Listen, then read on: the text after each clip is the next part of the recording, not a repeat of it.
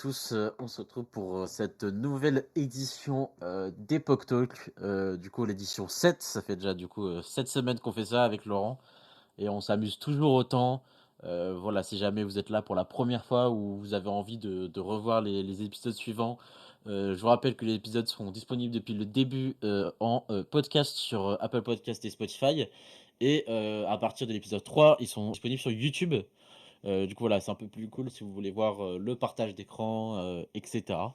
À chaque fois, on parle dans le mille avec Laurent puisque tous les sujets, on les redit la semaine d'après ou quoi, parce que ça a beaucoup évolué. Qu'est-ce que c'est l'Epoch Talk? Très rapidement, c'est des petits talks d'environ 45 minutes, 1 heure qu'on fait toutes les semaines le jeudi soir à 18 h pour parler un peu de l'actualité IA, cyber, des CVE, des cryptos, etc. Pour ceux qui nous écoutent en podcast, vous pouvez nous rejoindre sur le Discord de POC Innovation. Et puis Laurent, je vais te laisser présenter tes sujets. Parfait, et ben merci beaucoup Milo. Moi aujourd'hui je vais vous parler premièrement de Microsoft, encore une fois, on en parle à chaque fois, et pas que pour du bien, surtout pas pour du bien en réalité, et aussi de la dernière release de Linux qui va bientôt arriver. Ensuite je vais vous parler de OpenClaw, les actualités de tout ce qui se passe avec OpenClaw en ce moment, et je pense que tout ce qu'on a dit récemment avec les failles de sécurité potentielles, ça commence à arriver de plus en plus, on voit de ça de plus en plus avec aussi du mésalignement des modèles et des bots qui en prennent un peu, qui s'en prennent un peu qu'à leur tête. Donc voilà. Et puis moi, du coup, je vais faire un peu ce qu'on appelle, enfin, ce qu'on a dit avec Laurent, une édition spéciale. Parce que du coup, c'est pas quelque chose qu'on a l'habitude de faire. Normalement, c'est un peu plus l'actualité, etc. Mais là, du coup, j'aimerais bien parler un peu du rôle de l'IA et de la crypto dans les conflits armés récents. Parce que c'est quelque chose voilà, assez d'actualité.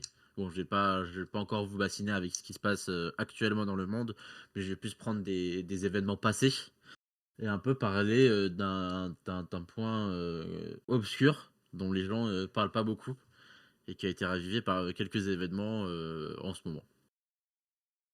Parfait. Et ben on va pouvoir commencer. Je vous présente Microsoft Copilot.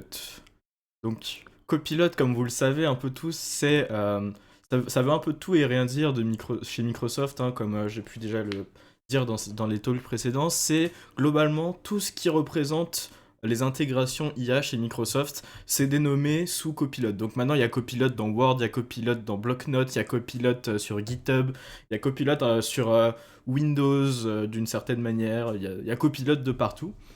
Et il s'est passé quelque chose cette dernière semaine concernant la communauté Microsoft et Copilot et les intégrations IA, tout ça.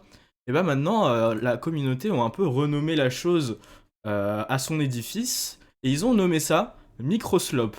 Alors pour le coup, ça a fait pas mal le tour des communautés Discord de Microsoft ou alors sur Twitter et maintenant quand on entend parler de Microsoft, c'est souvent annoté de Microslop, ce qu'ils sont en train de faire avec leurs intégrations IA.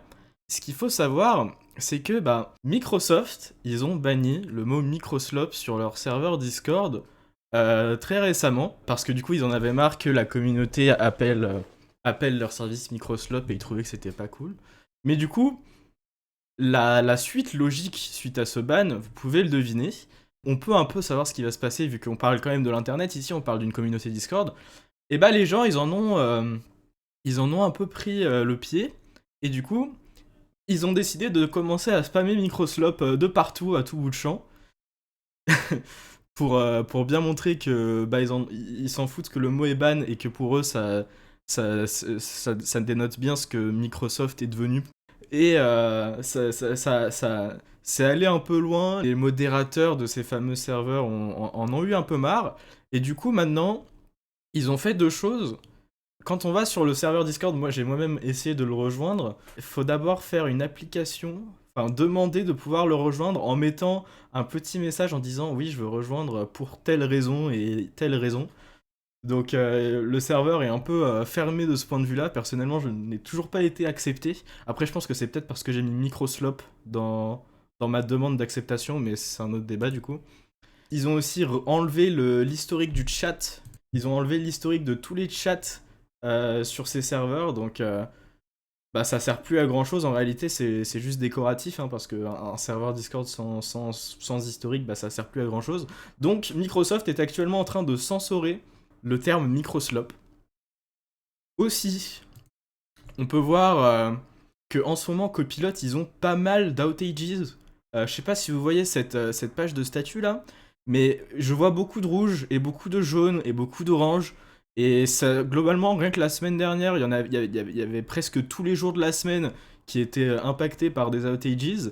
Enfin, ça ne fonctionne pas trop, quoi. Si on regarde dans sa globalité, il y a aussi pas mal d'outages sur d'autres services, notamment les actions. Le 9 février, j'avais pu vous en parler. Ok, bah je crois qu'il y a un outage actuellement qui vient de se mettre à jour. Super. Mais bah, c'est en live, hein, super. Je crois que ça concerne même Copilot du coup. Euh, Mais du coup, il y a pas mal de choses qui se passent, notamment les pull requests, les actions qui étaient down, le 9. Le 9, il y avait tout qui était down. D'où ce fameux screenshot dont je vous avais montré déjà la dernière fois, qui me fait toujours aussi rire d'ailleurs, hein. Enfin voilà, ça c'est l'état de Microslop, comme je vais l'appeler maintenant de manière très affective. Dans d'autres nouvelles, la nouvelle release de Linux, parce que du coup, vu que les gens sont de plus en plus réticents face à Windows, on peut parler un peu de Linux et ce qui se passe actuellement. Là, Linux, ils sont en train de faire leur prochaine release, donc la prochaine version majeure de Linux. Actuellement, on est sur du 6.0 pour la version majeure. Et bah du coup la version Linux 7.0 est actuellement en pré-release.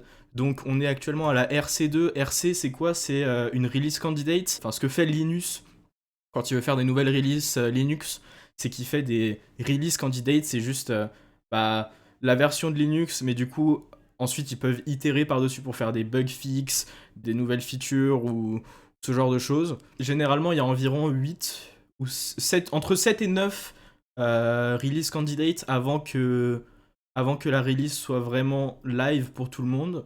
Donc, et sachant qu'une release candidate, c'est environ une semaine de travail, vous pouvez vous attendre à ce que Linux 7.0 soit disponible d'ici, je dirais, milieu d'année, peut-être juin.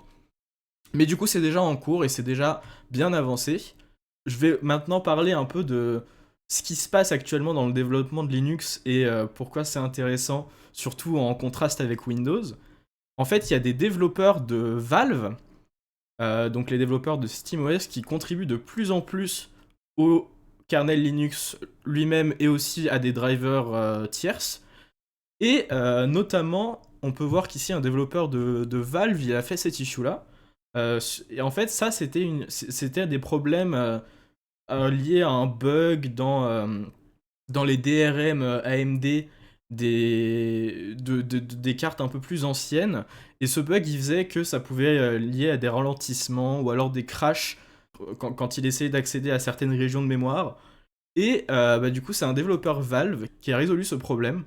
Du coup, on peut voir que quand même Linux monte de plus en plus dans l'intérêt des développeurs de notamment bon, Valve, ils font plus une plateforme pour des jeux vidéo, ils font pas des jeux vidéo en eux-mêmes, mais du coup, enfin, ça prend de plus en plus d'intérêt pour les jeux vidéo qui actuellement, à mes yeux, les jeux vidéo, c'est un peu ce qui retient Windows pour la plupart des gens. En tout cas, c'est le cas pour moi.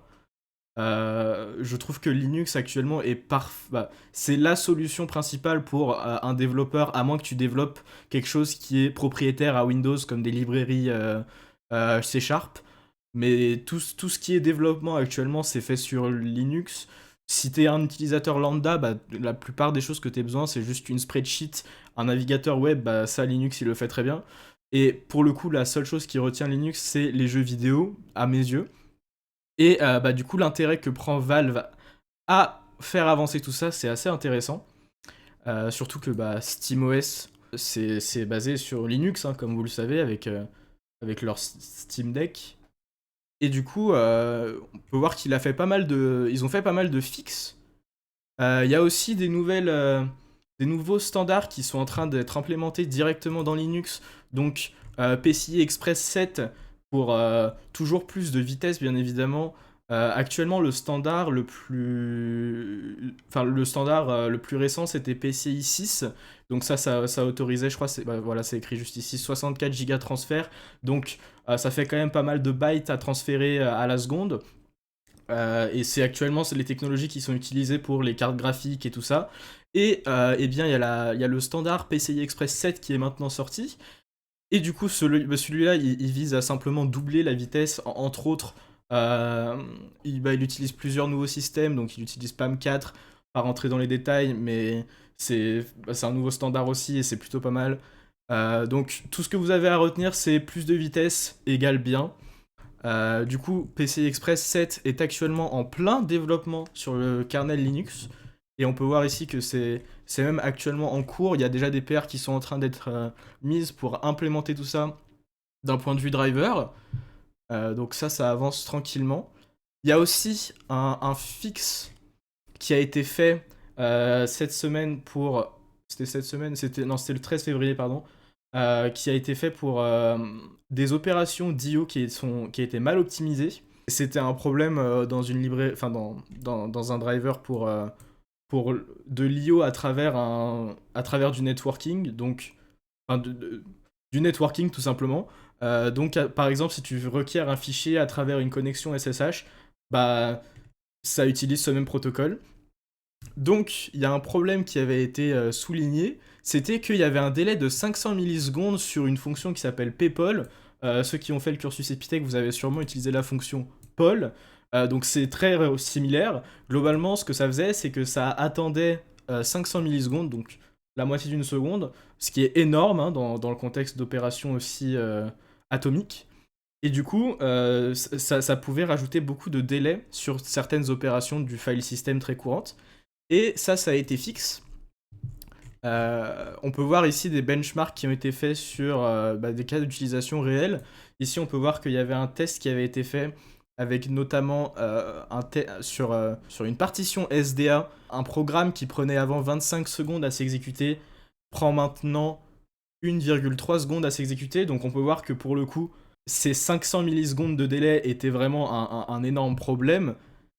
Pour le coup, là, c'est vraiment cas extrême. C'était vraiment pour vraiment montrer la différence de performance. Parce que globalement, ce qu'il faisait, ce test, c'est qu'il lisait une partie du file system, il slippait pendant 1 milliseconde, mais du coup, ça triggerait le fameux bug où il devait attendre 500 millisecondes au lieu d'1 milliseconde. Les chiffres sont très vite grossis, mais du coup, ça a quand même un gros impact.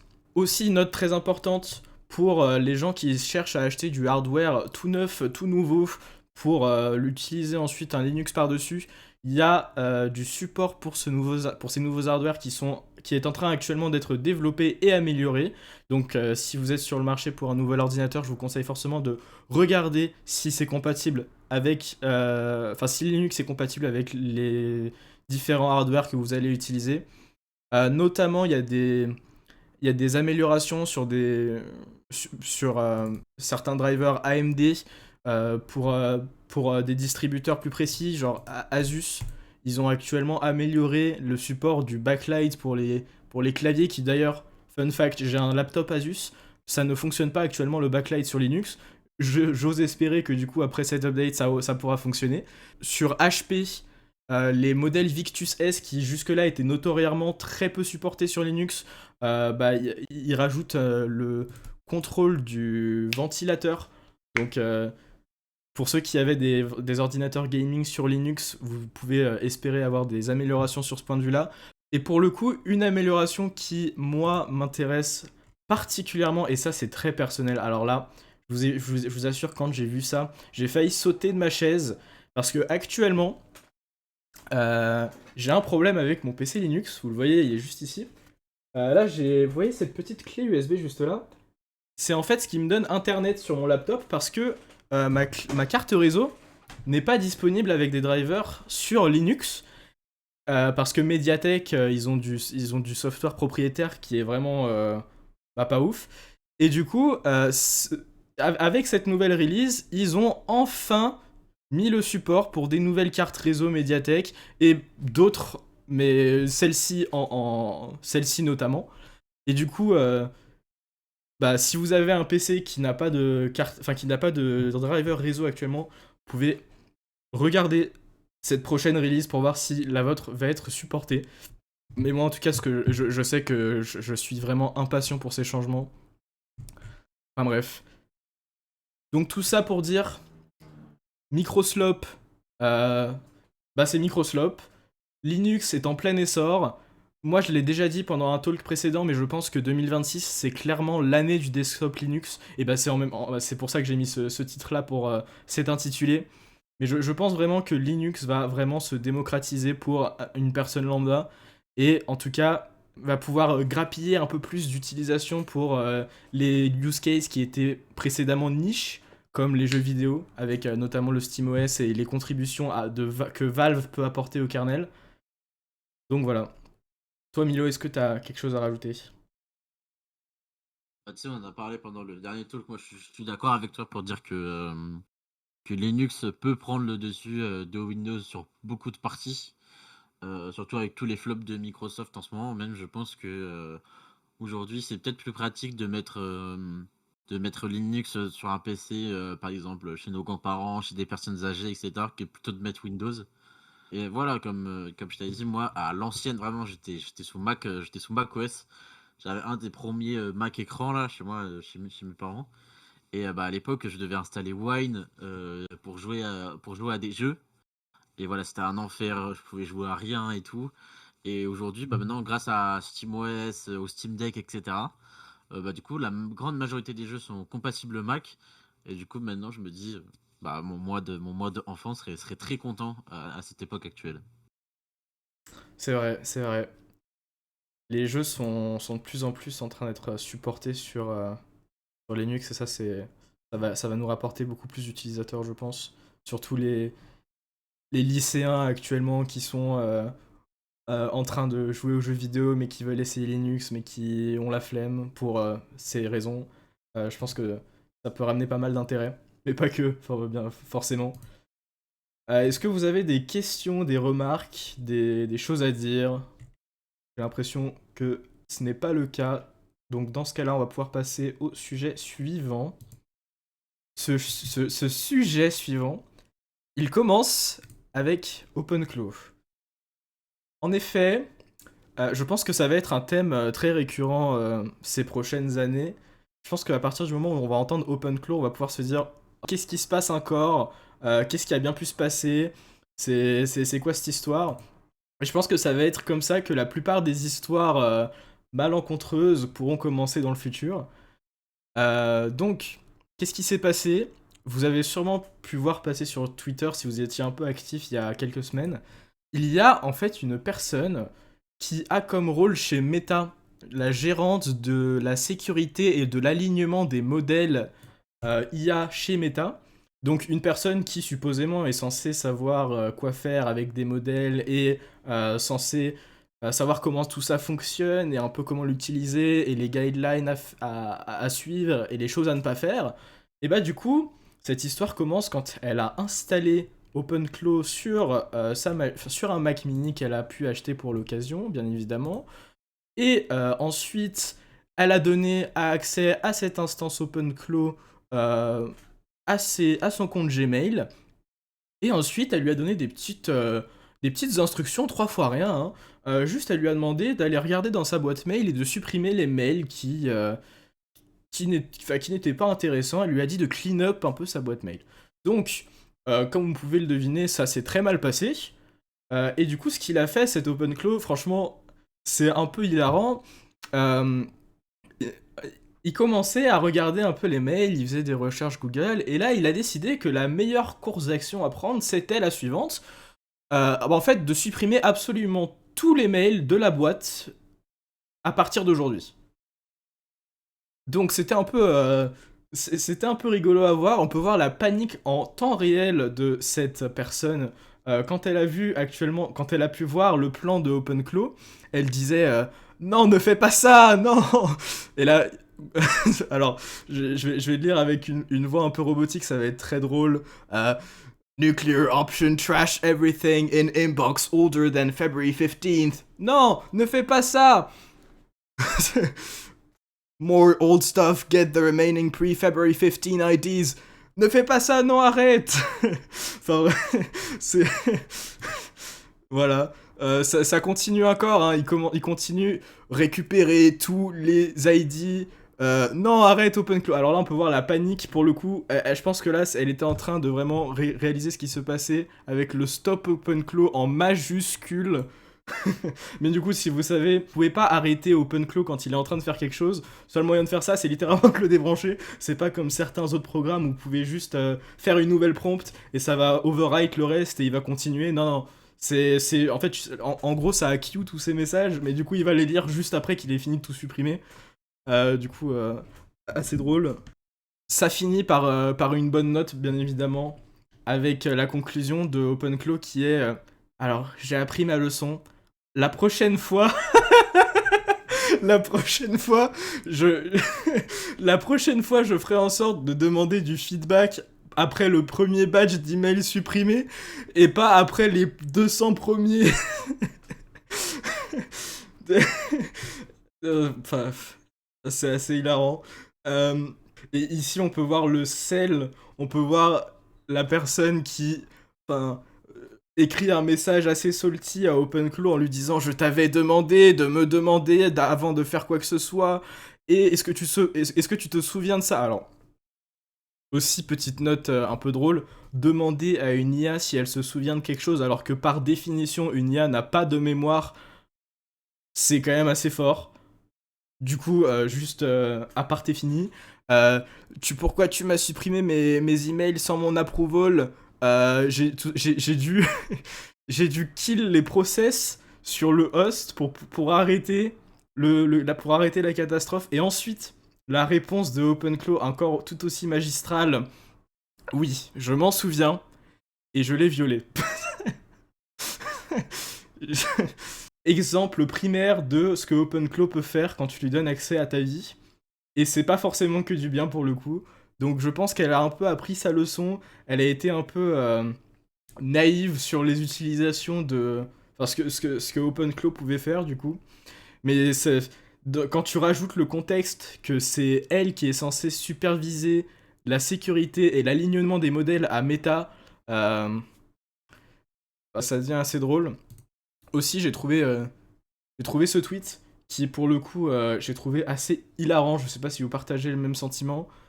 Quelqu'un de random qui dit les développeurs sont actuellement en train de développer pour OpenClaw plus rapidement que jamais dans l'histoire des OS.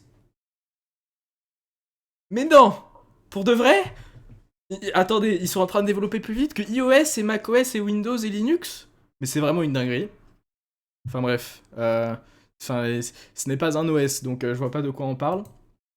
Maintenant, là, je vais parler un peu d'un aspect cybersécurité. J'ai pu préciser dans d'autres talks précédents que OpenClaw c'était vraiment un enfer d'un point de vue sécurité et que c'est tout ce qu'un chercheur pouvait rêver pour trouver des failles. Et bah ça n'a pas manqué, hein. Il y a eu des rapports récemment qui disent que environ 42 000 sessions OpenClaw sont exposées sur Internet et sont sans protection, et du coup tout le monde peut se connecter dessus et avoir les droits administrateurs sur la vie de quelqu'un. Enfin en fait ça vient du fait que OpenClaw expose ses services sur toutes les interfaces réseau, donc un grand classique, mais du coup la plupart des utilisateurs mettent ça derrière un reverse proxy. Et bah sauf qu'un reverse proxy, la manière dont ça fonctionne, c'est que ça traite toutes tes données et ensuite ça les renvoie à ton service mais en interne. Et du coup ça considère que toutes tes requêtes viennent de localhost. Et vu que OpenClaw trust toutes les requêtes qui viennent de localhost, tu peux avoir sans authentification accès au bot de quelqu'un. Donc assez fort, assez fort. Personnellement, ça ne m'étonne même pas. Ça ne m'étonne ne serait-ce même pas qu'un peu. En fait, ça arrivait, mais gros comme une maison. C'était vraiment inévitable à mes yeux. Ici, on peut voir d'autres exemples de misalignment. OpenClaw qui envoie 500 messages à la compagne de cette personne. Le mec, il a setup OpenClaw pour je sais plus trop quoi. Et le bot a juste décidé de spam le premier contact qu'il a trouvé, qui était la femme de cette personne, avec juste du nonsense hein, globalement, ou alors des requêtes failed. Enfin, c'était assez hilarant. Ensuite, autre exemple C'est une personne qui a setup OpenClaw pour interagir avec son fournisseur mobile. Donc, pour ce coup-là, c'est AT&T, donc fournisseur mobile qui est très connu dans les Amériques. Et il a setup OpenClaw pour parler directement avec le support de AT&T pour récupérer une réduction sur un nouveau téléphone ainsi qu'un plan mobile. Et du coup, il a instructé le bot de commencer un échange d'emails avec AT&T pour récupérer des discounts.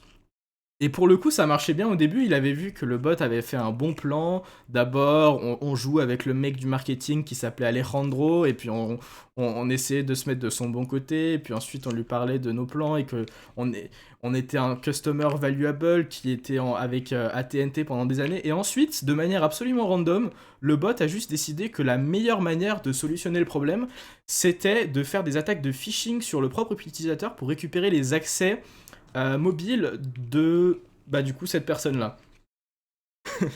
Il s'est rendu compte en fait que, comme je viens de le dire, la manière dont le bot a décidé de fixer le problème, c'était de faire des attaques de phishing sur les emails de cette propre personne pour récupérer accès à son compte mobile. Et il s'est dit, bah en fait ça, c'est vraiment du génie, je vais pouvoir fixer le problème en faisant ça. Du coup, pas vraiment une super idée. Un dernier petit truc, c'est les skills. Donc ces fameux plugins que tu peux installer sur ton OpenClaw pour lui donner accès à du contexte et lui dire comment faire des choses. Il, il, il se trouve que le premier skill qui était le skill qui était le plus téléchargé sur le store OpenClaw était en fait un malware qui récupérait les clés SSH des personnes et qui setupait des reverse shells sur les personnes qui l'utilisaient. Donc vraiment sympathique quand les gens se sont rendus compte qu'il y avait des requêtes network qui étaient un peu suspicieuses qui venaient de leur modèle. Et en fait c'était lié au skill qui était littéralement top 1. Je crois que de base le skill, ce qu'il était censé faire, c'est GPT Optimize, juste des directives qui étaient visées à améliorer les performances de GPT. Mais en réalité, il volait juste des clés SSH. Toi, Milo, est-ce que tu as des choses à dire? Très drôle toute cette histoire. Moi, ça me fait rire que la meuf de Meta là, elle parle à OpenClaw comme si elle engueulait son enfant sur le dernier long message. En mode, ouais, tu dois pas faire ça et tout. Moi, ça me fait un peu rire. Et puis ouais, c'est un peu ironique. Après, ouais, OpenClaw, tout le monde va dessus en ce moment. Même ça dépasse un peu, ça dépasse un peu les bornes des personnes en informatique. Par exemple, moi j'ai vu des gens sur LinkedIn qui disaient que ils avaient pu acheter une voiture pour 5 000 € moins cher grâce à OpenClaw qui faisait les négociations. Maintenant, il y a même des gens en com qui font toute leur campagne via OpenClaw, etc.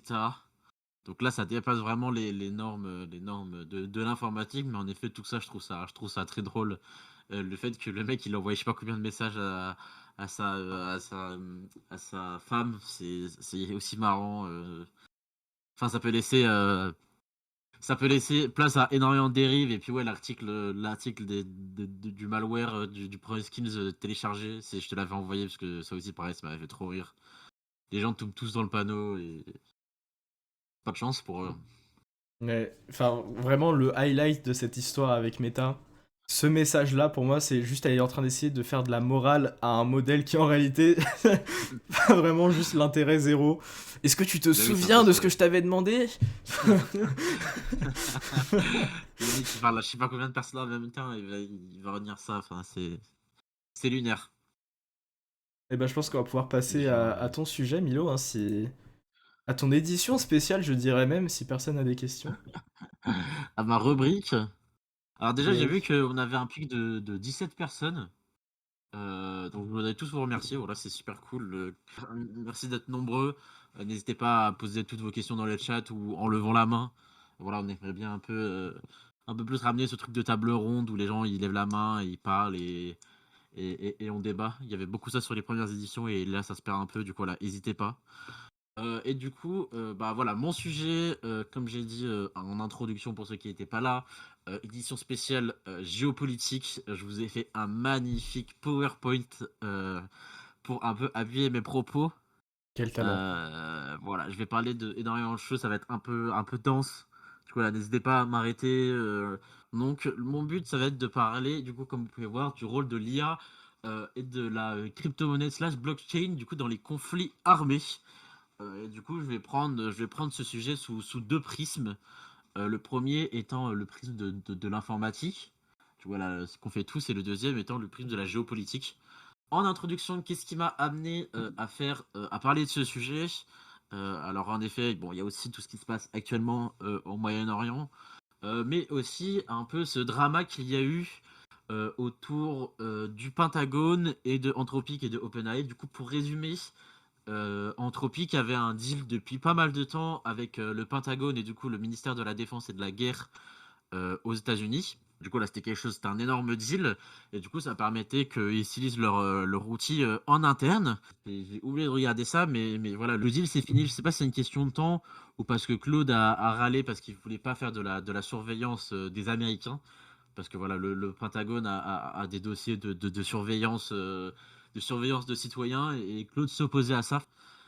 Et du coup, le deal a été, rompu, et c'est là où ce bon vieux Sam Altman, comme à son habitude, a sauté sur l'occasion et a proposé un deal absolument gargantuesque au Pentagone, qui, il me semble, a été, accepté, même si, voilà, la situation est encore un peu floue, au niveau de ça.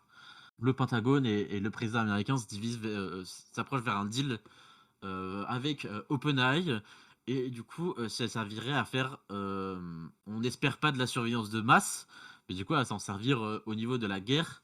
Et voilà, même Sam Altman a dit: «Vous inquiétez pas, on va pas s'en servir pour, surveiller les Américains, il y a aucun souci». Mais voilà, on sait jamais, ce qu'ils vont faire. On essaye de rester le plus pro et le moins politique possible, mais on verra bien ce qui va se passer, avec, OpenAI. Trump a du coup déversé sa haine, sur Anthropic, a même menacé de l'interdire, sur, son réseau, je sais plus comment ça s'appelle, Trousse je sais plus quoi là, et en disant notamment la phrase, «Leur égoïsme met en danger des vies américaines, nos troupes et la sécurité nationale».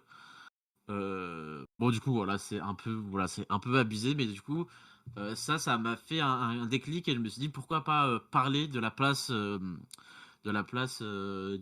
l'IA et des technologies récentes, dans les conflits armés». Voilà, parce que du coup, s'il y a ces deals-là, c'est que, ils en font, un peu usage. Et du coup, on va commencer directement avec la partie IA. Du coup, voilà, encore une fois, je vous rappelle un magnifique PowerPoint. Et du coup, pour la première partie, je vais traiter, de l'IA et de comment elle opère sur le terrain. Alors quelque chose de assez, enfin, en ce moment, on va dire, quelque chose dont on parle beaucoup quand on parle de guerre, de conflits armés, voilà, c'est les drones.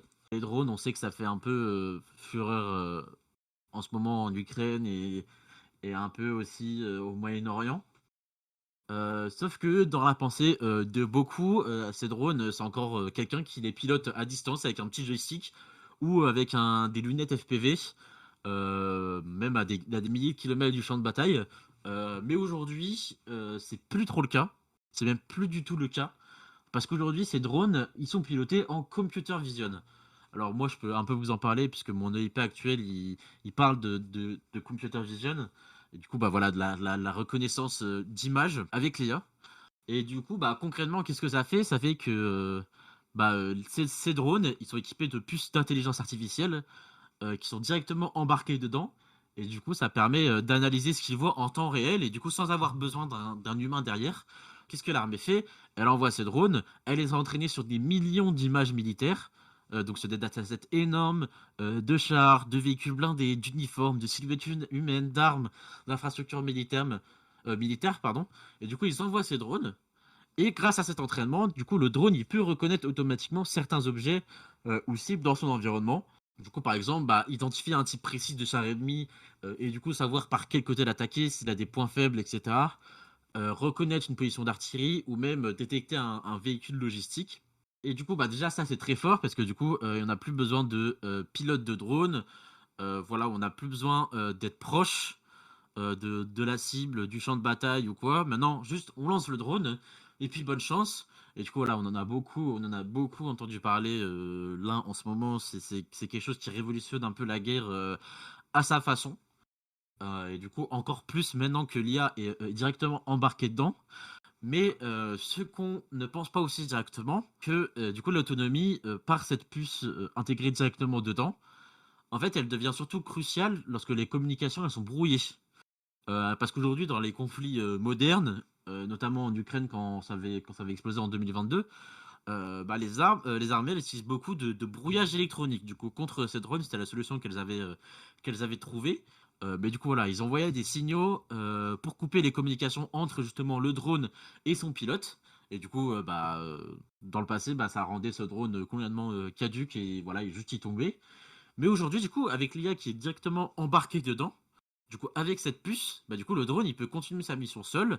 Il analyse toujours son environnement, il verrouille la cible, et puis il attaque, encore une fois, sans intervention humaine, à des milliers de distances, même si tout est brouillé, même s'il fait nuit, même si machin. Du coup, ça transforme complètement la logique militaire. Et du coup, on passe d'un drone télécommandé à un vraiment système d'armes, un peu semi-autonome, parce que ce soit pas tout seul, je crois qu'il faut une intervention humaine pour le lancer. Et du coup, voilà, ça change complètement l'anatomie de la guerre. Et maintenant, je pense que on va se diriger beaucoup plus de ça avec les nouvelles technologies. Et du coup, en parlant encore de nouvelles technologies et de drones, il y a aussi quelque chose qui se développe de plus en plus en ce moment. C'est ce qu'on appelle des drones swarm, du coup des essaims de drones. Alors si je vous dis ça, je pense que vous pensez globalement à la fête des Lumières de cette année et au spectacle de drones qu'il y a eu au Parc de la Tête d'Or ou aux animations de drones à Disney ou n'importe où. Sauf qu'ici, c'est encore une fois une nouvelle révolution technologique qui est mise au sein de la guerre. Et du coup, bah, l'idée, elle est simple. C'est-à-dire qu'au lieu d'envoyer des drones très chers et sophistiqués, on envoie des dizaines ou même des centaines de plus petits drones simultanément. Et du coup, bah, ces drones, ils peuvent communiquer entre eux grâce à des protocoles qu'on appelle machine to machine. Et du coup, ça permet de fonctionner un peu comme une intelligence collective. Et du coup, bah voilà, on compare souvent ces fonctionnements à des phénomènes un peu naturels, type nuée des tourneaux, bancs de poissons, colonies de fourmis, etc. Et pareil, encore une fois, il n'y a aucune personne qui contrôle tous les seins, mais l'ensemble, elle agit de manière coordonnée. Et du coup, ça rappelle un peu le Zapi. Voilà, pour ceux qui sont à Epitech, ça rappelle un peu les Apis, cette nuée de voilà, chercher de la nourriture, vouloir se reproduire, etc. C'est littéralement cette logique qui a amené dans les drones. Et du coup, bah, c'est très puissant parce que du coup, si un drone il détecte une cible, bah, du coup, il peut transmettre l'information aux autres drones. Si ce drone est détruit, bah, l'essaim ça se réorganise en temps réel. Et les drones, ils recalculent constamment leur trajectoire en temps réel. Et du coup, l'objectif, c'est ici de saturer les défenses ennemies. Et du coup, pareil, bah, en fait, les systèmes anti-aériens, ils se sont adaptés à un drone. Je crois qu'ils sont conceptés et sont conçus pour intercepter des missiles, des avions ou quelques drones. Mais par contre, s'il y a 100 drones qui fonctionnent tous ensemble, qui arrivent en même temps, bah, du coup, ça devient extrêmement difficile de les abattre. Et encore une fois, même si 80% sont détruits, bah, il y aura toujours 20% qui sera là et qui peuvent atteindre leur cible. C'est un truc qu'on trouvait à l'ancienne. Il me semble avoir lu des notions comme ça dans des livres, dans des livres. Mais voilà, c'est remplacer la puissance individuelle par la quantité et la coordination. Bah, ici, c'est une coordination qui est plus algorithmique. Mais voilà, aujourd'hui, bah, c'est un peu le truc de la dichotomie, vite fait, diviser pour régner. C'est un peu la même chose. On retrouve énormément de principes de maths et d'algorithmie dans tous ces drones. Aujourd'hui, toutes ces fonctionnalités, c'est un peu ce qui fait peur actuellement dans la guerre et ce qui est un peu compliqué à gérer. Et du coup, voilà, on s'adapte en permanence. Du coup, peut-être que la réponse à ça, ça va être des systèmes antiaériens conçus par IA qui peuvent s'adapter en fonction de si c'est des avions, si c'est des drones, etc. Euh, mais du coup, voilà, pour passer de ce côté-là des drones, du coup, pareil, encore une fois, avec tous ces systèmes de surveillance et de vision avec les satellites, etc., bah, la guerre moderne, elle génère une quantité gigantesque de données. Par exemple, bah, chaque jour, les armées elles collectent des flux vidéo de drones, des communications interceptées, des données de radar, des images thermiques, etc. Et du coup, bah, là, le problème, c'est plus de collecter l'information, parce que du coup, ça, on a tout ce qu'il faut pour ça. Mais du coup, le problème, c'est de comprendre et de comprendre ce que signifient ces données. Et du coup, bah, c'est là que l'IA, elle intervient. Et du coup, c'est ce qu'on appelle du data fusion. Du coup, les systèmes d'IA, ils peuvent fusionner plusieurs sources de données pour produire une analyse cohérente. Et par exemple, on peut parler de ça si jamais vous avez, je sais pas, des mails trop compliqués, un cahier des charges qui a aucun sens, et cetera. Souvent, vous l'envoyez à l'IA et vous dites, voilà, résume-le-moi, trouve-moi les conclusions, trouve-moi les failles, et cetera. Et ben là, c'est exactement ce que fait l'armée et du coup, c'est là où on peut imaginer que le deal avec, Anthropic prenait place, au sein du Pentagone.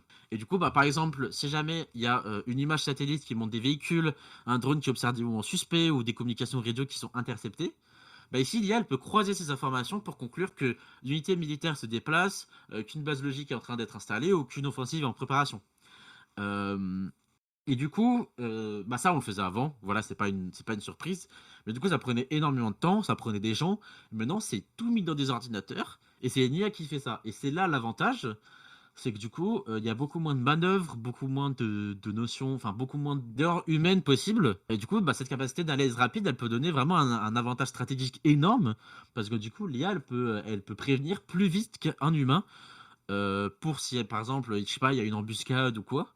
Et par exemple, bah, une décision militaire, elle peut prendre plusieurs heures à être prise, alors qu'ici, ça se ferait en quelques minutes.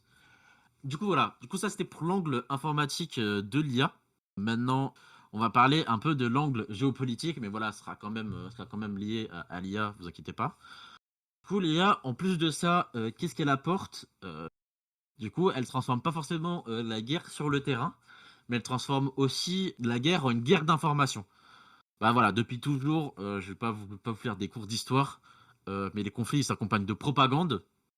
Mais aujourd'hui, bah, l'IA générative, elle permet d'industrialiser cette propagande. Et du coup, bah, par exemple, il y a des modèles similaires aux grands modèles de langage ou LLM qui peuvent générer, par exemple, des articles en masse, des messages sur les réseaux sociaux, des commentaires ou des forums entiers pour créer une illusion d'opinion publique. Du coup, faire croire, par exemple, qu'il y a une population qui se rebelle, amplifier la panique, diffuser de fausses informations. Et du coup, ça, on l'avait vu, il y avait eu des cas comme ça, bon, qui n'ont jamais été révélés parce que personne ne va le dire, mais qui a été soupçonné sur des comptes Twitter qui étaient pro-russes et qui étaient énormément. Et la communauté, on avait déduit que voilà, c'était des LLM qui étaient là juste pour améliorer la vision de la Russie pendant le début de la guerre Russie-Ukraine. Et voilà, même pour générer des affiches de propagande, etc., ça prend 2 secondes. Voilà, pour générer des forums, ça prend 2 secondes. En fait, enfin, le truc, c'est que c'est pas nouveau, mais c'est que ça industrialise tout ça. Et du coup, bah voilà, le danger le plus spectaculaire, on en a parlé avant d'un point de vue particulier, mais ici, on va en parler d'un point de vue plus grand. Bah voilà, c'est les deepfakes, encore une fois. Bah, du coup, bah, les deepfakes, je vais pas vous apprendre ce que c'est. C'est l'IA qui génère des fausses vidéos, des fausses audios, des visages ou des voix hyper réalistes. Et du coup, dans un contexte de guerre, bah, ça peut être extrêmement dangereux. Par exemple, imaginez une vidéo d'un chef d'État qui annonce sa capitulation. Et du coup, même si la vidéo elle est fausse, pardon, elle peut se propager très vite sur les réseaux sociaux. Et du coup, pendant les premières minutes, personne ne sait si elle est réelle ou non. Et du coup, cette confusion, elle peut influencer bah, des soldats, la population et même les marchés financiers. Du coup, là, ça peut être très compliqué. Et même aujourd'hui, par exemple, voir des images sur Twitter d'un bâtiment détruit, du coup, tout le monde se dit est-ce que c'est vrai ou pas. Voilà, ça peut influencer énormément de personnes et diffuser pas mal de fake news et du coup, un peu brouiller les pistes au sein de tout le monde. Et c'est très utile. Aujourd'hui, voilà, on parle de guerre de l'information depuis toujours, mais ici, c'est vraiment vrai. Par exemple, dans le cas de la guerre actuelle, bon, j'avais dit que j'en parlais beaucoup, mais on sait qu'il y a l'Iran qui utilise énormément de fausses images, de fausses vidéos de bombardements, par exemple, etc. Bon, voilà, ne dites pas que, enfin, ne me faites pas dire ce que j'ai pas dit que tout était faux. Les gouvernements l'utilisent et faut faire attention. Aussi, quelque chose qui fait un peu plus peur et qui pose une question un peu plus éthique, qu'on appelle du ciblage algorithmique. Du coup, voilà, l'IA, elle est aussi utilisée pour aider à identifier des cibles militaires. Du coup, voilà, certains systèmes, ils analysent énormément de quantité de données. Du coup, voilà, c'est un peu du data fusion. Du coup, par exemple, ça analyse des données type des historiques de communication, des relations sociales, des déplacements, etc. Et du coup, à partir de ces données, l'algorithme, elle peut estimer la probabilité qu'une personne soit directement liée ou non à une organisation militaire ou terroriste. Et du coup, ces systèmes génèrent ensuite une liste de cibles potentielles. Bon, c'est les humains au final qui appuient sur le bouton, mais c'est l'IA qui fait la cible. Et du coup, bah, dans la pratique, ces décisions elles peuvent être prises très rapidement et parfois en quelques secondes. Et du coup, ça pose une question éthique majeure sur si un algorithme, par exemple, a 10% de taux d'erreur, Bah, cela signifie que certaines cibles identifiées peuvent être innocentes. Et du coup, bah, si une frappe, elle tue des civils à cause d'une erreur algorithmique, bah, qui est le responsable? Est-ce que c'est le développeur? Est-ce que c'est l'officier qui valide la frappe? Est-ce que c'est le commandement militaire? Donc voilà, ici, la l'IA, elle rend la responsabilité plus floue et plus difficile à attribuer. Et par exemple, il y a eu des cas avérés d'un logiciel qui s'appelle The Gospel, qui est intitulé un logiciel de ciblage à la chaîne par intelligence artificielle, voilà, de création de cibles. Donc, il a été développé par l'armée israélienne et du coup, qui fait un algorithme pour traiter des données de surveillance et un peu comme je vous ai dit, voilà, génère des listes cibles. Euh, et voilà, The Gospel avait pour vocation de détruire des infrastructures civiles dans la bande de Gaza et cibler ce qu'on appelle des power targets, des cibles militaires, les cibles souterraines telles que les tunnels, etc. Du coup, là, je vous invite à se renseigner sur ça, c'est très intéressant. Et c'est un peu un rabbit hole, pareil, tous ces The Gospel, etc., des ciblages algorithmiques, c'est assez dingue. Et puis, pour finir sur cette partie IA, aussi un gros problème, c'est une nouvelle fois une asymétrie, cette fois-ci dans la puissance de calcul, pardon. Du coup, ça a toujours existé, ce qu'on appelle une guerre qui est asymétrique. Du coup, là, si par exemple un pays est plus petit en fonction de ses alliés, en fonction de sa puissance, de ses stocks d'armes, bah, du coup, une guerre, elle peut être asymétrique et du coup injuste. Là, je vois qu'il n'y a pas beaucoup de temps, je voulais vous en parler un peu plus en profondeur, mais je vais passer ça en vitesse. Bref, il y a des guerres, il y a des guerres asymétriques. Par exemple, je sais pas, par exemple les guerres du Golfe, quand les États-Unis les attaquaient le Koweït, etc. Bah ici, c'était des guerres asymétriques. Et ici, du coup, il y a une asymétrie sur la puissance de calcul. Parce que par exemple, bah, les STEMDIA, ça nécessite énormément de calcul informatique. Voilà, je vais pas vous apprendre ça. Je vais pas vous apprendre ça. Voilà, cette puissance, elle repose sur des GPU, sur des data centers, etc. Et du coup, bah voilà, les entreprises qui dominent ce domaine sont maintenant devenues des acteurs géopolitiques majeurs. Et du coup, qui permet de développer des IA militaires avancées, analyser plus de données. Et du coup, à l'inverse, les pays qui n'ont pas d'accès, ils risquent d'être stratégiquement désavantagés. Et du coup, ça crée une nouvelle forme de compétitivité mondiale. Du coup, voilà ce qu'on appelle la géopolitique des puces électroniques dans le domaine. La course un peu à l'IA, comme on en parlait avec la Chine, les États-Unis, etc. Voilà, je suis désolé, je parle vite parce que j'ai envie de faire rentrer tout le sujet, parce que c'est quelque chose de très intéressant. N'hésitez pas à me faire des remarques si jamais vous ne comprenez pas certaines choses.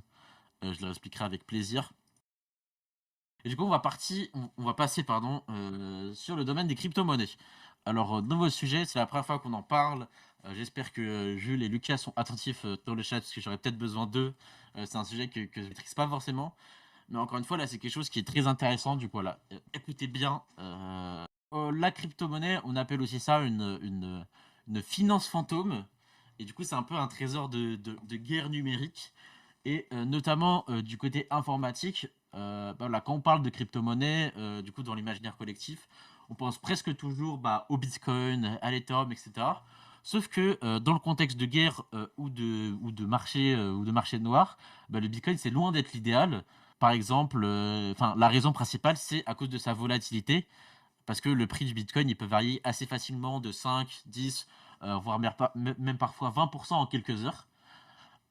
Et du coup, bah, pour un acteur qui est militaire ou logistique, bah, c'est un vrai problème. Par exemple, si on doit acheter des équipements, des armes ou payer des fournisseurs, on a besoin d'une monnaie stable. Du coup, c'est pour ça que les acteurs des zones de conflit utilisent souvent ce qu'on appelle des stablecoins. Du coup, les stablecoins, qu'est-ce que c'est? C'est des crypto-monnaies dont la valeur elle est indexée sur une monnaie traditionnelle, qui est généralement le dollar américain. Donc, un des stablecoins les plus utilisés aujourd'hui, c'est l'USDT, aussi appelé le Tether. Et du coup, concrètement, un USDT, c'est censé valoir 1 dollar. Et du coup, ça permet de conserver une stabilité d'une monnaie classique tout en bénéficiant des avantages technologiques de la blockchain. Ces stablecoins, ils circulent voilà, sur des blockchains très rapides. Et dans ces contextes, généralement, on utilise le réseau Tron, TON, parce que ce réseau, il permet des transactions en quelques secondes et avec des frais extrêmement faibles. Et du coup, c'est possible de transférer plusieurs milliers, voire plusieurs millions de dollars en quelques secondes maintenant. Ça fonctionne 24 heures sur 24, 7 jours sur 7, sans fermeture bancaire. Et du coup, dans un contexte de guerre ou de crise internationale, bah, cette rapidité, elle est cruciale. Alors que des virements bancaires internationaux, ça peut souvent prendre bah, plusieurs jours. Alors qu'une transaction crypto, ça peut être finalisé en quelques secondes. Et encore quelque chose de très utile aussi, c'est des portefeuilles non hébergés. Vous n'êtes pas sans savoir que dans le système bancaire traditionnel, l'argent elle est stocké dans une banque et ça signifie que la banque, elle possède un pouvoir immense sur vos fonds, pardon. Elle peut, bloquer un compte, refuser une transaction, geler de l'argent sur décision, judiciaire ou politique et bah, du coup, dans l'univers des crypto-monnaies, il existe un concept différent qu'on appelle le self-custody. Du coup, le self-custody, ça signifie, pardon, que l'utilisateur, il contrôle lui-même ses fonds et du coup, les crypto-monnaies, elles sont stockées dans un portefeuille numérique qui est appelé wallet. Et du coup, bah, ce portefeuille, il est sécurisé par une clé privée cryptographique, d'où vient crypto-monnaie. Et du coup, cette clé, voilà, c'est une suite mathématique. Bref, elle permet d'accéder à vos fonds, de signer des transactions. Et du coup, tant que vous possédez cette clé privée, personne ne peut accéder à vos fonds. Aucun gouvernement, aucune banque, aucune institution centrale. Et du coup, ça permet aussi que personne ne puisse geler cet argent. Du coup, dans un contexte, par exemple, de sanctions économiques ou de conflits internationaux, bah, c'est une caractéristique qui est extrêmement importante. Puisque, par exemple, un État ou une organisation, elle peut donc déplacer ses fonds sans dépendre du système bancaire mondial. Milo, je vais Ouais, inviter Lucas pour parler. vas-y. Hello, hello. En vrai, tu peux Bonsoir. finir ta phrase et je pourrais dire ce que je voulais après. Non, mais c'était fini. C'était juste qu'il y a eu des fois des contextes de guerre où des États ils gelaient certains portefeuilles pour un peu se servir dedans quand la loi martiale était déclarée. Et du coup, ici, bah, avec les crypto-monnaies et les self-custody, ce serait pas possible. Tu as raison sur presque tous les points. Un seul point, c'est juste que les stablecoins qui sont créés par des entreprises, notamment Tether, comme tu as dit, euh, peuvent geler tes fonds. Parce que c'est des contrats et ils ont la possibilité, si le gouvernement d'Amérique dit voilà, cette adresse elle appartient à telle personne, c'est un criminel, un terroriste, n'importe quoi, ils peuvent obliger à geler ces stablecoins du fait qu'ils Mhm. soient qu'on puisse plus les utiliser. Donc c'est vrai sur les crypto-monnaies en général, mais pas forcément sur les stablecoins dans ce cas-là. Est-ce que t'as déjà des exemples où c'est arrivé? Ouais, ouais, bien sûr. Il y a des gens où ils se sont vus du jour au lendemain de plus pouvoir utiliser leur stablecoin. Mais effectivement, comme dit Reza, il y a d'autres stablecoins qui eux sont décentralisés, donc qui n'ont pas cette possibilité de geler les fonds. Non, mais l'USDT, c'était un exemple pour parler des Mais en tout cas, stablecoins. dans Donc, le je cas sais de pas. l'USDT, de l'USDT, pardon, il y a cette possibilité. Ok, bah merci Lucas pour la précision. Mhm. Du coup, là, si Avec jamais plaisir. vous voulez faire des trucs bizarres avec votre blockchain, n'utilisez pas l'USDT. Lucas, on te remet dans l'audience. Merci d'avoir parlé. Du coup, pour finir avec cette partie informatique, contrairement à une idée reçue, bah, les crypto-monnaies, elles sont pas totalement anonymes. Elles sont pas totalement anonymes. Voilà, la plupart des blockchains, bah, elles sont publiques et transparentes. Du coup, toutes les transactions, elles sont enregistrées dans un registre accessible à tous. Et du coup, ça signifie que bah, voilà, des entreprises spécialisées, elles peuvent analyser des flux financiers sur la blockchain. Mais il y a certains, bah, du coup, par exemple, s'il y a des flux monétaires énormes entre deux organisations terroristes, je sais pas, je te dis un exemple comme ça, bah, du coup, on peut les reconnaître, on peut les tracer, et ça peut être bizarre après pour ceux qui font ça. Mais du coup, il y a certains outils qui permettent de rendre ces transactions bah, beaucoup plus difficiles à tracer. Et du coup, parmi ces outils, on trouve ce qu'on appelle des mixeurs. Et du coup, bah, le principe, c'est relativement simple. Du coup, les fonds de nombreux utilisateurs, ils sont mélangés dans un gros pool, au lieu d'être envoyés d'utilisateur à utilisateur. Et en fait, les utilisateurs, ils reçoivent des fonds provenant d'un mélange collectif. Et du coup, bah, ça casse le lien direct entre bah, l'adresse d'origine et l'adresse finale. Et bah, là, pour un enquêteur, ça devient beaucoup plus compliqué de suivre la trace de l'argent. Il y a certains mixeurs célèbres qui ont été utilisés dans de nombreux cas de cybercriminalité, pardon. J'ai pas les noms. Aussi, voilà, Tornado Cash. C'était ça que j'avais vu pendant mes recherches. Merci Aurélien. Et voilà, ces outils, elles peuvent servir à voilà, dissimuler l'origine de fonds piratés, blanchir de l'argent ou même financer des activités clandestines. Du coup, les crypto-monnaies, bah, ça amène un nouveau système financier parallèle. Et il y a eu un cas assez récemment, en 2022. On va parler du cas ukrainien. Donc l'un des exemples les plus frappants du rôle de la crypto-monnaie dans un conflit moderne, c'est celui de l'Ukraine. Parce que du coup, en février 2022, juste après la grande invasion russe, bah, le gouvernement ukrainien il s'est retrouvé dans une situation d'urgence. Voilà, c'était compliqué pour eux. Ils avaient besoin rapidement de matériel militaire, d'équipements médicaux, de nourriture et de protection pour les soldats. Mais dans ce contexte, du coup, le vice-premier ministre, pardon, ukrainien, il a publié sur Twitter des adresses de portefeuilles crypto officielles qu'on leur envoie de l'argent. Et voilà, vous n'êtes pas sans savoir que les sanctions économiques, ça a été, c'est l'un des principaux outils de pression diplomatique. Ça a été l'un des outils de pression diplomatique après la Première Guerre mondiale. L'Allemagne a eu des énormes sanctions économiques. Et du coup, lorsqu'il y a un pays qui viole le droit international, du coup, les autres États, ils peuvent décider de geler ses actifs, limiter ses échanges commerciaux ou même couper son accès au système bancaire mondial. Et du coup, c'est là que le système, enfin, du coup, cet accès au système bancaire mondial s'appelait le système SWIFT. Du coup, c'est l'un des instruments clés de ce contrôle parce que du coup, SWIFT, c'est un réseau international qui permet aux banques du monde entier d'échanger des informations financières. En gros, c'est toutes les transactions bancaires, voilà, c'est SWIFT. Donc, on fait des virements, c'est SWIFT, etc. Et du coup, lorsqu'un pays il est exclu de SWIFT, il devient beaucoup plus difficile pour lui de commercer à l'international. Cependant, les crypto-monnaies, ici, elles offrent une alternative partielle, parce que du coup, les transactions crypto, elles passent pas par les banques, elles passent directement par la blockchain, et ça signifie qu'un acteur, il peut parfois contourner certaines restrictions financières. Et du coup, c'est là où plusieurs États, ils cherchent donc à utiliser ou à développer des infrastructures crypto pour réduire leur dépendance au système financier occidental. Et par exemple, c'est ce qui est arrivé en Russie. Voilà, ils se sont fait exclure du système SWIFT. Et du coup, aujourd'hui, il y a pas mal de choses en crypto qui se passent là-bas. Mais il y a aussi un autre problème qui est venu, c'est aussi une cybercriminalité de l'État. Et on va notamment parler du cas de la Corée du Nord. Donc voilà, l'exemple de cette utilisation géopolitique de la crypto, enfin l'exemple le plus extrême, voilà, c'est la Corée du Nord, parce que le pays il est soumis à des sanctions internationales très sévères. Voilà, vous savez tous pourquoi, dictature, etc. Du coup, son accès au commerce mondial, il est extrêmement limité. Et du coup, pour compenser ça, le régime il a développé une véritable stratégie de piratage informatique. Du coup, voilà, vous n'êtes pas sans savoir que la Corée du Nord, ça possède des groupes de hackers très avancés. Le plus connu, ça a été le groupe Lazarus. Je vous conseille de regarder des documentaires, des articles sur ça. Voilà, c'est extrêmement intéressant. Et du coup, ces groupes, ils ciblent régulièrement des plateformes d'échange de crypto-monnaies, des protocoles de finances décentralisés ou des portefeuilles numériques. Et du coup, dans plusieurs attaques majeures, ils ont réussi à voler des centaines de millions de dollars en crypto. Et du coup, une fois ces fonds volés, il existe différentes techniques pour les mixer, comme j'ai dit, les déplacer entre différentes blockchains, les convertir progressivement. Et du coup, selon plusieurs enquêtes internationales, une partie de ces fonds sera financée le programme nucléaire nord-coréen ou le développement de missiles antibalistiques, dans le développement de missiles balistiques, pardon. Et du coup, ici, la crypto-monnaie, ça devient aussi une ressource stratégique pour un État isolé du système financier mondial. Par exemple, la Corée du Nord n'aurait pas pu faire ça sur voilà, des virements normaux de personnes ou des banques. Enfin, en vrai, si, ils auraient pu le faire, mais je sais pas s'ils auraient pu détourner autant d'argent que ça. Pareil, je vous conseille de regarder des articles sur ça, sur ce qu'a fait la Corée du Nord avec la crypto-monnaie. C'est hyper intéressant. Et pour finir, du coup, cette crypto-monnaie, c'est aussi la fin du monopole des États sur la guerre. Parce que historiquement, voilà, faire la guerre, ça nécessitait des ressources immenses.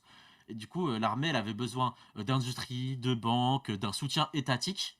Et du coup, voilà, les groupes armés non étatiques, comme les milices, le groupe Wagner, etc., ça dépendait souvent d'un État qui les finançait en secret. Et ici, la crypto-monnaie, ça change en partie cette logique. Du coup, par exemple, aujourd'hui, un groupe armé, ça peut recevoir des fonds directement via Internet. Par exemple, il suffit juste de publier une adresse des portefeuilles crypto. Et du coup, il y a plein de personnes du monde entier, ils peuvent du coup envoyer de l'argent. Et ça, du coup, c'est rapide, transnational et difficile à bloquer. Et du coup, ça donne un nouveau pouvoir financier à des acteurs qui n'auraient jamais eu d'accès à ces ressources auparavant. Et du coup, la frontière entre technologie, finance et guerre, elle devient donc de plus en plus floue. Et par exemple, moi, je me souviendrai toujours d'une phrase de mon père il y a quelques années que ça, quand la crypto-monnaie, ça a commencé à exploser. Il disait, ouais, mais la crypto-monnaie, ça finance les groupes terroristes parce qu'on sait pas d'où ça vient, on sait pas d'où ça commence. Et moi, quand il me disait ça, je rigolais un peu. Et aujourd'hui, en faisant mes recherches, je me dis que c'est peut-être un peu le cas. Et c'est sur ça que je finirai ma rubrique, mon édition spéciale. J'espère que je vous ai pas trop perdu, je sais, je parle très vite. Si vous avez loupé certains trucs, n'hésitez pas à relire, à regarder le podcast ou la vidéo YouTube. Voilà, il y avait énormément de choses à dire. J'espère que j'ai contenté tous les parties et de l'IA et de la blockchain et que j'ai pas trop d'idées dingueries. Merci à Lucas de m'avoir repris et je crois que c'est fini pour ce sujet.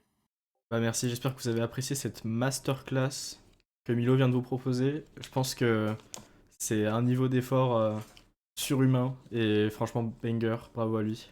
Bravo à toi Milo. Merci, Big up. merci.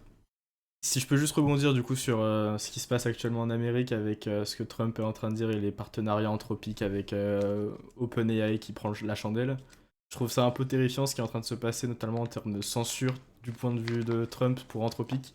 Globalement, Anthropic, ils étaient juste là, ils ont dit bah en fait, on veut juste pas faire ça. Pourquoi est-ce qu'on est censé être obligé de le faire? L'argument de Trump pour le coup, c'est que il dit que c'est légal, mais le truc c'est ce qui est légal, t'es pas forcément obligé de le faire. C'est pas parce que quelque chose est légal que tu vas forcément vouloir le faire. Mais du coup, il dit que globalement, vous pouvez faire des IA qui sont pas protégées, enfin qui ont pas de guardrails, qui ont pas de sécurité d'un point de vue contenu qui peuvent en sortir, parce que c'est légal. Mais du coup, faites-le parce que c'est légal. Bah, c'est un peu leur droit aussi de ne pas le faire et ils sont actuellement en train d'être punis pour. Ouais, c'est compliqué cette situation un peu. On espère que voilà, Anthropic va pas trop avoir de problèmes juridiques. Je sais pas s'il peut mettre des tags ou quoi, ou même l'interdire complètement. Je sais pas trop ce que ça peut se passer, mais voilà. On va laisser. Voilà, si vous avez des questions, posez-les maintenant, parce on va se diriger vers la fin. Ça fait les 19h12, ça fait 1h10 que le podcast a commencé. L'accès à la finance est compliqué. Ouais, c'est vrai ce que dit Reza. Reza, il dit, voilà, c'est comme tout, c'est un outil la crypto et ça sert aussi à beaucoup de populations dans des pays où l'accès à la finance est compliqué. Voilà, il y a tout un sujet sur les organisations terroristes et la blockchain à creuser. Moi, j'y crois pas énormément, même s'il y a quand même des cas concrets. Voilà, en effet, pour le blanchiment, il y a beaucoup plus de cas qui s'est passé avec de la vraie argent, avec du cash, etc., plutôt qu'avec des crypto-monnaies, où ça se trouve, c'est des choses qui n'ont pas été encore découvertes, enfin, notamment les Panama Papers, etc., toutes ces affaires de blanchiment, c'était avec du vrai cash.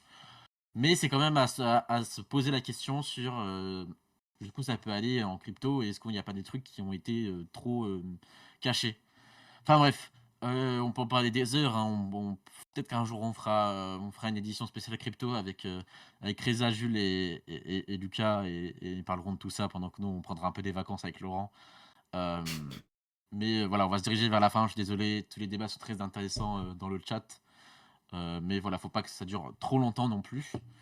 Je te laisse faire l'outro, Laurent, parce que j'ai beaucoup parlé. Je suis un peu asséché. Et ben en tout cas, merci beaucoup à vous d'être venus. Encore une fois, pour ceux qui nous écoutent en podcast, c'est disponible sur Apple Podcast, Spotify et YouTube pour les épisodes précédents. Je vous souhaite une excellente soirée et une excellente semaine. On se retrouve la semaine prochaine, jeudi à 18h, en espérant vous trouver à ce moment-là. Excellente soirée à vous et on se voit au prochain Pog Talk. Merci à tous d'avoir écouté, merci à tous d'avoir participé.